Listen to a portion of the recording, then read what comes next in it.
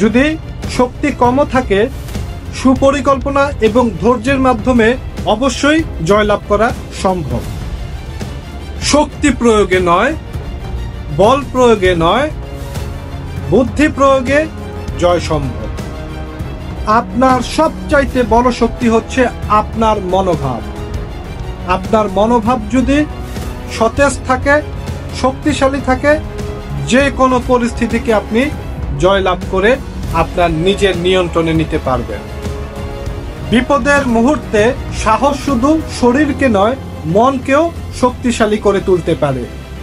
সত্যিকারী বিজয়ী সেই হয় যে কোনো পরিস্থিতিতে নিজের কৌশলকে কাজে লাগিয়ে জয় লাভ করতে পারে। যখন পরিস্থিতি সংহতিপূর্ণ থাকে না, তখন কৌশলই একমাত্র পথ যা তোমাকে সফলতার রাস্তায় নিয়ে যাবে। একটি যুদ্ধে কখনোই শক্তির গুণে জয় লাভ করা যায় না। একটি যুদ্ধে জয় লাভ করতে হলে অবশ্যই সংকল্প এবং পরিকল্পনার প্রয়োজন।